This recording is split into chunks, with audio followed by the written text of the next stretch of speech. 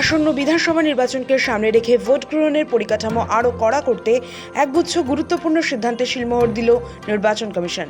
সহায়ক বুথ তৈরি, বুথের স্থান পরিবর্তন এবং নির্দিষ্ট ক্ষেত্রে ভোটার সংখ্যা সংক্রান্ত ছাড়, এই তিনটি বিষয়কে কেন্দ্র করেই নতুন নির্দেশিকা জারি করা হয়েছে। রাজ্যে ভোট কেন্দ্রের সংখ্যা বাড়ছে। আরও 4,660টি অতিরিক্ত বুথ তৈরি করার অনুমতি দিয়েছে কমিশন। এখনও পর্যন্ত পশ্চিমবঙ্গের 294টি বিধানসভা আসনে মোট বুথের সংখ্যা 80,681। অতিরিক্ত বুথগুলি তৈরি হয়ে গেলে সেই সংখ্যা বেড়ে হবে 85,379।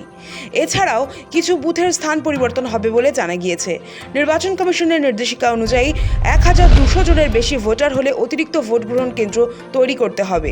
সেই অনুযায়ী আরও 4,660টি পোলিং স্টেশন বাড়ানো হয়েছে। এছাড়া 321টি ভোট গ্রহণ কেন্দ্রকে নতুন জায়গায় সরিয়ে দেওয়া হয়েছে। সুষ্ঠুভাবে ভোট পরিচালনা করতে যাতে সমস্যা না হয় সে কারণে অতিরিক্ত ভোট গ্রহণ কেন্দ্র তৈরির সিদ্ধান্ত বলেই কমিশনের তরফে জানানো হয়েছে। ভোট কেন্দ্রের সংখ্যা বৃদ্ধি করার অনুমতি দিয়ে রাজ্যের মুখ্য নির্বাচনী আধিকারিকের দফতরে শুক্রবারই চিঠি দিয়েছে দিল্লির নির্বাচন সদন।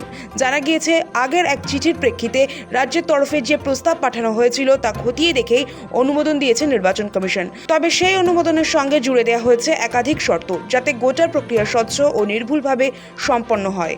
প্রথমত, সহায়ক বুথ গঠনের ক্ষেত্রে কমিশনের নির্ধারিত নির্দেশিকা কঠোরভাবে মেনে চলতে হবে। ভোট গ্রহণ কেন্দ্র সংক্রান্ত যে নির্দেশাবলী আগে থেকেই রয়েছে তার নির্দিষ্ট ধারাগুলি অনুসরণ করা বাধ্যতামূলক করা হয়েছে। অর্থাৎ বুথ বাড়ানোর সিদ্ধান্ত এলেও তা যেন নিয়মের বাইরে না যায় সে বিষয়ে বিশেষ নজর দেওয়া হয়েছে। দ্বিতীয়ত, কোনো বুথের অবস্থান পরিবর্তন করা হলে তা নিয়ে বিশেষ সতর্কতা নেওয়ার কথা বলা হয়েছে। সেই বুথের প্রতিটি ভোটারকে আলাদা করে জানাতে হবে নতুন অবস্থান সম্পর্কে। এই কাজের দায়িত্ব থাকবে সেখানকার প্রশাসনিক কর্তাদের উপর, কারণ ভোটের দিন বিভ্রান্তি এড়াতে আগাম তথ্য পৌঁছে দেওয়া অত্যন্ত গুরুত্বপূর্ণ। তৃতীয়ত, সহায়ক বুথ তৈরি বা বুথের স্থান পরিবর্তন, এই দুই বিষয় নিয়েই ব্যাপক প্রচারের নির্দেশ দেওয়া হয়েছে। সেই নির্দিষ্ট এলাকায় এই সংক্রান্ত তথ্য ছড়িয়ে দিতে হবে যাতে সাধারণ ভোটারদের মধ্যে কোনো বিভ্রান্তি না থাকে।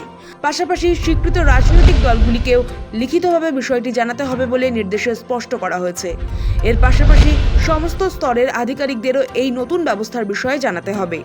প্রশাসনের প্রতিটি স্তরে যাতে সমন্বয় বজায় থাকে সেই দিকেও জোর দেওয়া হয়েছে।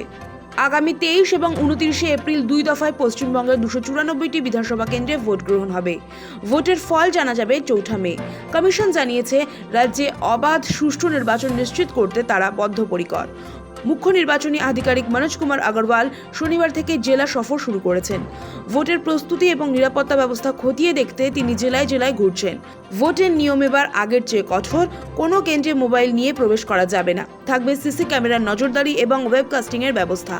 কমিশন বলছে, নির্বাচনের সময় বুথের সংখ্যা বৃদ্ধি বা স্থান পরিবর্তনের মতো সিদ্ধান্ত সাধারণত ভোটারদের সুবিধার কথা মাথায় রেখেই নেওয়া হয়। বিশেষ করে যেখানে ভোটারের সংখ্যা বেশি বা ভৌগোলিক কারণে সমস্যা রয়েছে সেখানে সহায়ক বুথ তৈরি কার্যকর ভূমিকা নেয়। একইভাবে কোনো বুথের অবস্থান উপযুক্ত না হলে তা বদল করাও জরুরি হয়ে পড়ে। সব মিলিয়ে এই নতুন নির্দেশিকা থেকে স্পষ্ট যে নির্বাচন কমিশন এবার ভোট প্রক্রিয়াকে আরও সহজ, স্বচ্ছ এবং ভোটার বান্ধব করে তুলতে চাইছে।